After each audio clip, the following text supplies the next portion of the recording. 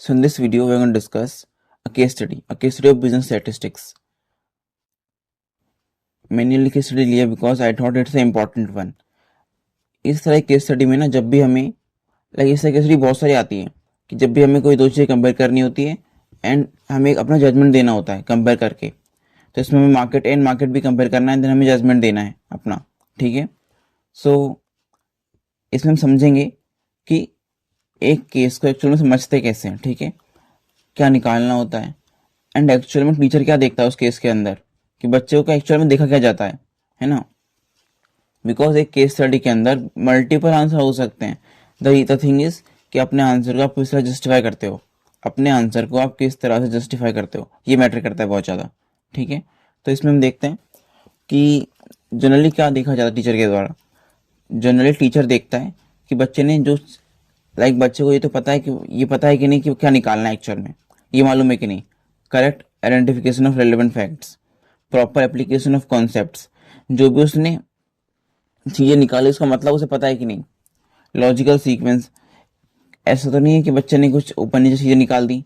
Sequence होता है पूरा. मैंने देखो लिखा हुआ है ना, यहाँ पे सीक्वेंस लिखा है ना, mean median standard deviation coefficient variation, एक सीक्वेंस में लिखा हुआ है. ऐसा नहीं कर सकते हम कि पहले हम ये निकाल दें देन ये निकाल दें देन ये निकाल दें, ऐसा नहीं. एक सीक्वेंस में निकलता सब कुछ. सीक्वेंस सही है कि नहीं, है ना. एंड प्रेजेंटेशन क्लैरिटी क्या है. टीचर कभी भी ना तुम्हारा जजमेंट नहीं देखेगा. जजमेंट तो बहुत सारे हो सकते हैं, तो तुम जो भी जजमेंट लिखते हो आखिरी में उसको तुम किस तरह जस्टिफाई करते हो वो मैटर बहुत ज़्यादा करता है. How you justify your judgement, है ना. तो देखते हैं केस को. सो हमारा केस था. ठीक है. पहले से पढ़ लेते हैं अच्छे से. SBS retail consultants affiliated with Shaheed Bhagat Singh college advises on merging to adjoining Delhi wholesale markets. दो मार्केट को मर्ज करना चाहते हैं वो लोग बेसिकली. ठीक है. मार्केट है जो करोल बाग में है, इलेक्ट्रॉनिक की मार्केट है, 60 आउटलेट्स उसके हैं. एंड मार्केट बी जो पहाड़गंज में है, टेक्सटाइल की मार्केट है, उसमें 40 आउटलेट्स हैं. बोथ सर्व ओवरलैपिंग कस्टमर्स. दोनों ना एक तरह कस्टमर सेंड करते हैं और सर्व करते हैं. दोनों एक ही तरह के कस्टमर्स को सर्व करते हैं, है ना, बट अलग अलग काम कर रहे हैं. ऐसा करने की वजह से उन causing causing logistic duplication, pricing war, weak supply negotiations, है ना, ये हो रहा है. नुकसान हो रहे हैं बेसिकली बहुत सारे. Proposed integration Delhi central wholesale hub. अब दिल्ली सेंट्रल होलसेल एक इंटीग्रेशन प्रपोज किया गया है कि एक प्रॉपर हब बनाओ जिसका नाम होगा दिल्ली सेंट्रल होलसेल हब, जिसमें 100 आउटलेट होंगे, 40 इसके 60 इसके. Would enable shared warehousing, uniform pricing, joint bargaining. Risk include losing specialised identities. दोनों की स्पेशलाइज्ड आइडेंटिटी खत्म हो जाएगी कि अगर बिजली का सामान लेना हो तो तुम्हें वहाँ जाना चाहिए, टैक्स लेना तुम्हें वहाँ जाना चाहिए, है ना, वो तो खत्म हो जाएगी basically. Amplified variability if performance matrix less. अगर ये जो सोच रहे नहीं हो पाया तो नुकसान हो सकता है बहुत ज़्यादा और रिस्क बढ़ सकता है. तो डेटा दिया हुआ हमको यहाँ पे लैक्स में, इसको हमें एनालाइज करना है. ये मार्केट ए का है, मार्केट बी का है. ठीक है. तो यहाँ पे सिंपली ये कहा गया है कि एक मार्केट ए है, एक मार्केट बी है, जिसको कंबाइन करके एक सिंगल चीज़ बनाना चाहते हैं हम. ऐसा क्यों करना चाहते हैं हम, ताकि जो लॉस हो रहा है, डुप्लीकेशन लॉस हो रहा है, प्राइसिंग वॉर हो रही है, एंड और भी जो भी तरह के लॉस हो रहे हैं वो कम हो जाए एंड इन दोनों मार्केट को सिनर्जी गेन्स मिले, है ना. होता नहीं कि एक मिल के दोनों को बहुत फ़ायदा होगा. जैसे जॉइंट बार्गेनिंग कर पाएंगे, यूनिफॉर्म प्राइसिंग होगी, वेयर हाउसिंग होगी. अच्छा, मैं इस पर इतना फोर्स क्यों कर रहा हूँ, मैं इतना फोर्स क्यों कर रहा हूँ इस चीज़ के ऊपर, बिकॉज ये हमारे बहुत काम आएगा आखिरी में जजमेंट देने के टाइम पे. जब हमको देना हो जजमेंट तब बहुत काम आएगा यही सब चीज़. ठीक है. तो अभी समझ लिया हमने क्वेश्चन क्या है. ठीक है. क्वेश्चन समझ गए अभी हम. अच्छे से क्वेश्चन समझ लो पहले. क्वेश्चन क्या था, केस क्या समझ गया पहले, केस क्या था. अब देखते हैं क्या करना है. तो जब भी ना इस तरह का क्वेश्चन आए तो हमें जो रेलेवेंट जो होती है रेलेवेंट चीज़, जब भी हमें दो चीज़ें कंपेयर करनी होती है आपस में, है ना, तो we always use coefficient of variation. ठीक है. It's a best metrics to compare two things. Coefficient of variation simple इसका मतलब होता है, ये बताता है पर यूनिट वेरिएबिलिटी कि कितना रिस्क एक्चुअल में कितना रिस्क बढ़ेगा पर यूनिट दोनों मार्केट के लिए, कितना रिस्क बढ़ेगा और कितना रिस्क है बेसिकली पर यूनिट पे दोनों मार्केट के लिए बताता है. Coefficient of variation. एंड जब भी कुछ भी कंपेयर करना हो रिस्क वगैरह तो हम ये यूज़ करते हैं। इसमें भी रिस्क बेसिकली कंपेयर करना है ना मार्केट के हिसाब से। ऑल दो कोफिशिएंट ऑफ वेरिएशन बताता है variability, but in this case it will show us risk, because variability is risk ना, कितना डेटा ऊपर नीचे हो रहा है वो रिस्क, इसकी तो वह सिंपल सी बात है। तो जब भी हमें रिस्क के टर्म्स में कंपेयर करना हो तो the best matrix is coefficient of variation. बच्चे ना खाली स्टैंडर्ड डेविएशन निकाल के कंपेयर करके चले आते हैं, जब वो गलत हो जाता है बहुत ज़्यादा। हम ऐसा क्यों कर रहे हैं, हम कोवेरिएशन क्यों निकाल रहे हैं इंस्टेड ऑफ स्टैंडर्ड डेविएशन? खाली स्टैंडर्ड डेविएशन हमारा काम क्यों नहीं हो सकता? तो देखो, कोवेरिएशन निकालना पड़ रहा है क्योंकि स्केल अलग अलग है। खाली स्टैंडर्ड डेविएशन से काम तब हो सकता है जब दोनों का स्केल सेम हो एंड मीन सेम हो। देखो यहाँ पे स्केल भी अलग अलग है। स्केल मतलब लाइक कितना बड़ा है, देखो इसके 60 आउटलेट्स हैं, इसके 40 आउटलेट्स हैं, तो दोनों का स्केल अलग अलग है, ठीक है। एंड दोनों के मीन भी अलग आते हैं, इसलिए यहाँ पे स्टैंडर्ड डेविएशन काम नहीं करेगा। इसलिए हमको निकालना पड़ता है यहाँ पे कोवेरिएशन, बिकॉज वो कंपेयर करता है पर यूनिट बेसिस पे। कोवेरिएशन कोफिशिएंट ऑफ वेरिएशन कंपेयर करता है पर यूनिट बेसिस पर, तो एक अच्छा मैट्रिक्स होता है। एंड जब भी कंपेयर करना होता है ना, तो इसलिए हम कोफिशिएंट ऑफ वेरिएशन के टर्म्स में कंपेयर करते हैं। It means per unit basis पे कंपेयर करते हैं, पर यूनिट बेसिस पर। इसलिए मैं निकाल रहा हूँ कोफिशिएंट ऑफ वेरिएशन, ताकि मैं पर यूनिट बेसिस पे कंपेयर कर पाऊँ। ठीक है, तो आंसर देखता है इनको वन बाय वन। तुम देखना कि मैंने किस तरह से निकाला है, तुम देखना मैंने किस तरह से प्रेजेंट किया है, किस तरह से मैंने आंसर किया है। ठीक है, हाँ तुम ये देखो आंसर। ठीक है, आंसर मिल गया मुझको। सो केस स्टडी थोड़ा बड़ा कम हो पा रहा है। हाँ देखो, केस स्टडी किस तरह से, पहले मैंने समझा क्वेश्चन को, मुझे क्या क्या निकालना है, मुझे क्या निकालना है, mean, median, standard deviation, and then mean and standard deviation की हेल्प से मुझे निकालना है कोफिशिएंट ऑफ वेरिएशन। ठीक है, ताकि मैं दोनों डेटा को पर यूनिट बेसिस पे कंपेयर कर पाऊँ। ठीक है, इन सब में ना मीडियन हमारे काम नहीं आएगा, बट मीडियन सजेस्टेड होता है, निकाल दो मीडियन, निकाल दो। Basically it's a suggested thing कि निकाल देना चाहिए मीडियन हमको, तो निकाल देना मीडियन भी। एंड अगर सब हो जाए, टाइम बच जाए, तो निकाल सकते हैं मोड भी, बट मोड उतना इंपॉर्टेंट नहीं है किसी भी केस स्टडी में, है ना। व्हेनेवर वी आर कंपेयरिंग, हाँ अगर पर्टिकुलरली कहा है मोड निकाल तो निकालना पड़ेगा। ठीक है, तो देखो मुझे मालूम था मुझे मीन निकालना है, मुझे मालूम था मुझे मीडियन निकालना है, एंड मुझे मालूम था मुझे लास्ट में जाके स्टैंडर्ड डेविएशन निकालना पड़ेगा। तो उसके लिए ना मुझे F into difference between like x minus उसका मीन का स्क्वायर चाहिए होगा इंटू में। तो मैंने सब आराम से सारे कॉलम्स बनाए मैंने समझ समझ के। अगर मैं पहले अंदाजा ना लगाऊं, मैं पहले प्रैक्टिस ना करूं, तो मैं डेफिनेटली गड़बड़ कर दूंगा एंड कुछ ऐसे कॉलम बनेंगे मेरे, कुछ ऐसे कॉलम बन जाएंगे, देखना तुम। अगर तुम समझोगे नहीं ना आंसर, तो ऐसे कर दोगे तुम, देखो आखिर में कितने कुछ होगी ना, कितने कुछ हो गए आखिरी में, अगर तुम समझो ना तो सोच समझ के स्पेस को मैनेज करना पड़ता है कि हाँ मुझे एक्चुअल में कितने कॉलम की नीड है, उस हिसाब से मुझे स्पेस को मैनेज करना पड़ता है। जैसे मुझे मालूम था यहाँ पे क्लास इंटरवल चाहिए, फ्रिक्वेंसी भी चाहिए, देन सी एफ चाहिए मीडियन निकालने के लिए, एक्स चाहिए, एफ एक्स चाहिए, एक्स माइनस एक्स मीन चाहिए उसका स्क्वायर चाहिए, then F into X minus X mean का स्क्वायर चाहिए, है ना। तो मैंने यहाँ पे सोच समझ के स्पेस मैनेजमेंट किया, तब भी थोड़ी गड़बड़ हो गई, देखो तब भी थोड़ी गड़बड़ हो गई ना। तो यहाँ प्रैक्टिस करना है, यहाँ प्रैक्टिस ज़रूरी है। ठीक है, तो मैंने पहले निकाला मीन। मीन तो वो फॉर्मूला मालूम ही होगा, जब भी दिया होता है क्लास इंटरवल तो पहले हम निकालते हैं इसकी मिड वैल्यू, उसको एक्स मान लेते हैं, एंड देन उसको फ्रीक्वेंसी से मल्टीप्लाई करके ओवरऑल से डिवाइड कर देते हैं, तो हमारा मीन निकल जाता है। हमारा मीन निकल गया 48 lakhs, because data is in lakhs ना, तो 48 लाख हो गया ये। देन मीडियन की पारी आती है, इमेज थोड़ी बड़ी नहीं हो रही। मीडियन में देखो फॉर्मूला पता है, lower plus N by two minus C F divide by F into H. Lower क्या होता है, पहले देखो, पहले हम करते हैं N by two, N by two मैंने करा तो 30 आया। अब ना 30 से एक प्लस, 30 से एक जस्ट आगे क्या है, 34 है। हम देखते हैं सी एफ के अंदर, देखो सी एफ में देखो तुम, 30 से एक जस्ट आगे क्या है, 34 है।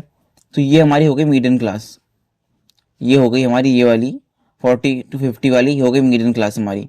तो इसमें ना मीडियन क्लास से हम फ्रीक्वेंसी ले लेते हैं एंड एल मतलब लोअर लिमिट ले लेते हैं विच इज़ 40, फ्रीक्वेंसी ले ले 16 एंड लोअर लिमिट ले ली 40।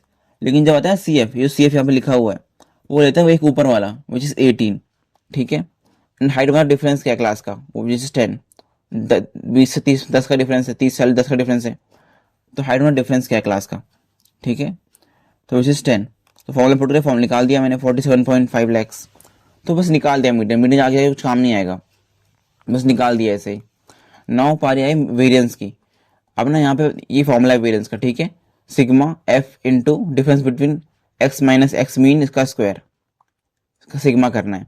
अब बच्चे गलतियाँ करते हैं ना, बच्चे सिग्मा एफ सिग्मा काट देते हैं, जबकि बहुत गलत अप्रोच है। ये कैसे कर सकते हो भाई तुम, ये ना कंप्लीट होल का सम है बेसिकली, देखो ना ब्रैकेट लगा हुआ है ना, कंप्लीट होल का सम है, एफ से एफ नहीं काट सकते तुम, ठीक है।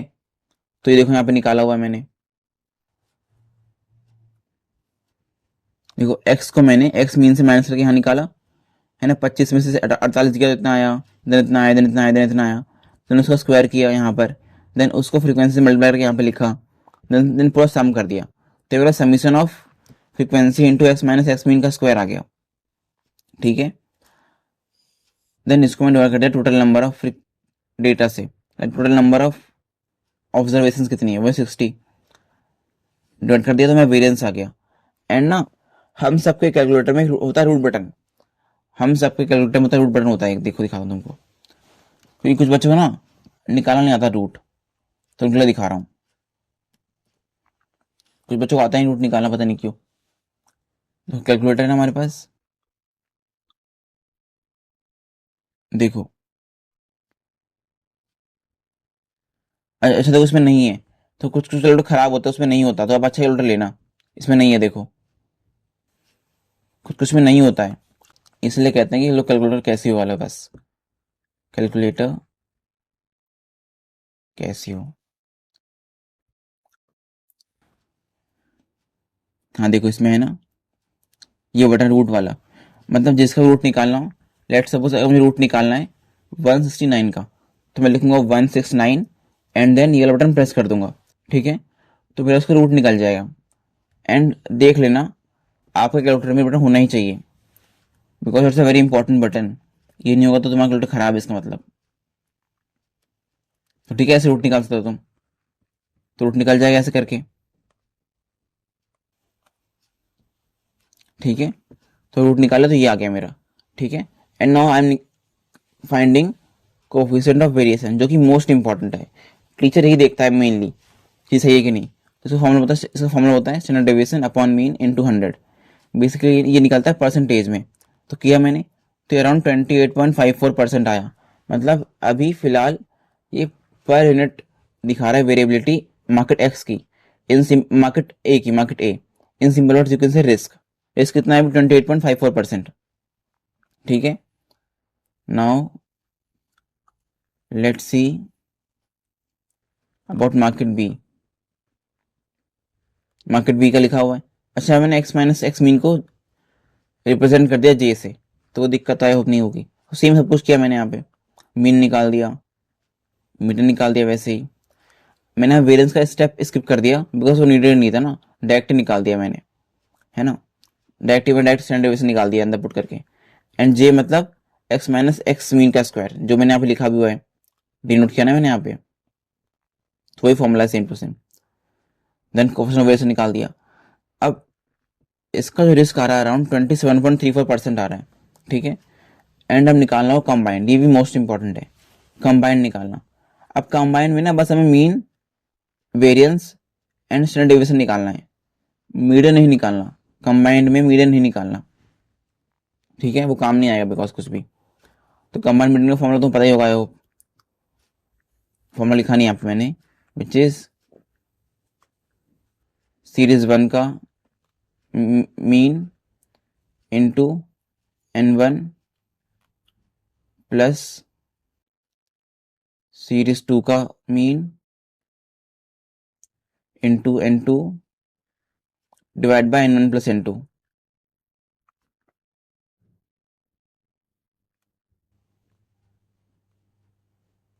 ठीक है, फॉर्मूला होता है। एन मतलब नंबर ऑफ ऑब्जर्वेशंस, जैसे x1 में 60 थी, x2 में 40 थी, ठीक है। तो ये फॉर्मूला होता है, लिखा नहीं मैंने, समझ जाना तुम। तो ऐसे करके मैं निकाला combined mean. Then combined variance का फॉर्मूला होता है ये इसका मतलब होता है, ये सिंबल है ना, ये सिंबल जो है, ये सिंबल स्टैंडर्ड डेविएशन का सिंबल होता है ये। इसका मतलब होता है स्टैंडर्ड डेविएशन। जब इसका स्क्वायर कर दिया तो बन गया वेरिएंस, ठीक है। तो n1 इंटू सीरीज 1 का स्टैंडर्ड डेविएशन का स्क्वायर प्लस डी होता है हमारा x सीरीज 1 का मीन माइनस कंबाइंड मीन, ठीक है। ये होता है d1 एंड d2 होता है हमारा सीरीज 2 का मीन माइनस कंबाइंड मीन। अपना बच्चे गलती करते हैं ना, यहाँ पे वो स्क्वायर नहीं करते, डायरेक्ट लेते, स्क्वायर नहीं करते, वो डायरेक्ट लिख देते हैं, जब कैसा नहीं करना चाहिए, स्क्वायर करना चाहिए इसका, क्योंकि फॉर्मूला में स्क्वायर है ना। देखो d1 का स्क्वायर लिखा है ना, तो 0.2 का स्क्वायर करो, एंड माइनस में भी आ सकता है। देखो जैसे d2 माइनस में आ गया हमारा माइनस 0.3, तो इसका स्क्वायर करना पड़ेगा, तो ऑटोमेटिकली पॉजिटिव हो जाएगा। स्क्वायर भी करना पड़ रहा है बिकॉज ये फॉर्मूला का पार्ट है, इसलिए हमको इसमें स्क्वायर करना पड़ रहा है, ठीक है। तो आई होप वेरिएंस समझ में आया होगा आपको कि कैसे निकालना है कंबाइंड वेरिएंस, ठीक है। समझ में आया ना, ये फॉर्मूला बहुत इंपॉर्टेंट फॉर्मूला है, which is n1 whole bracket में स्टैंडर्ड डेविएशन का square, you can say variance plus d1 का square plus bracket close, then overall plus n2 bracket open series 2 के स्टैंडर्ड डेविएशन का स्क्वायर प्लस d2 का square bracket close divide by n1 plus n2। ये d1 d2 लिखे हुए हैं, निकाल दिया, तो कंबाइंड मेरा लाइक देखो ये तो कंबाइंड वेरिएंस आया, स्टैंडर्ड डेविएशन का स्क्वायर ये आया, ठीक है। देन रूट कर दिया मैंने, तो रूट करके ये आ गया मेरा, ठीक है। And now most important part which is coefficient of variation, वो निकाला मैंने, तो अराउंड आया 28.07%, ठीक है। अब देखो अगर मैंने मार्केट कंबाइन कर दी तो ओवरऑल रिस्क दोनों मार्केट के लिए इतना हो जाएगा 28.07%, ठीक है। बट अगर देखा जाए मार्केट ए के पर्सपेक्टिव से,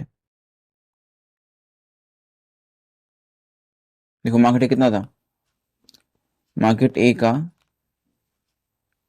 देखा जाए अगर, देखो मार्केट ए का रिस्क था 28.54%, ठीक है। तो मार्केट ए के लिए तो फायदे की बात है, उसका ओवरऑल रिस्क कम हो रहा है। बट अगर देखा जाए मार्केट बी के पर्सपेक्टिव से, तो उसका रिस्क बढ़ रहा है, पहले उसका रिस्क कम था, अब बढ़ रहा है उसका रिस्क।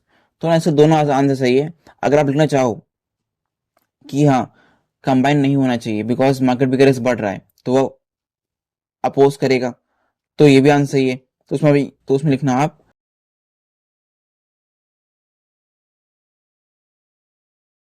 ठीक है, ये लिख सकते हो, तुम प्रॉपर रीजन के साथ लिख सकते हो एंड मेंशन कर देना कि पहले क्या था अब क्या हो रहा है। लाइक पहले इतना था 27.34% एंड देन बन जा रहा है 28 पॉइंट कितना था 07%, इसलिए कंबाइन नहीं होना चाहिए, ठीक है।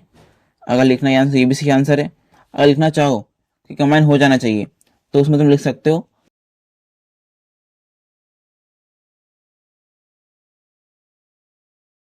ये भी आंसर सही है, मतलब दोनों आंसर सही है। अगर कंबाइन करना चाहते हो तो लिख देना कि हाँ मानता हूँ बी को लॉस, बी का रिस्क बढ़ रहा है बट उसको फायदा ज्यादा हो रहा है, इसलिए उन्हें कंबाइन हो जाना चाहिए।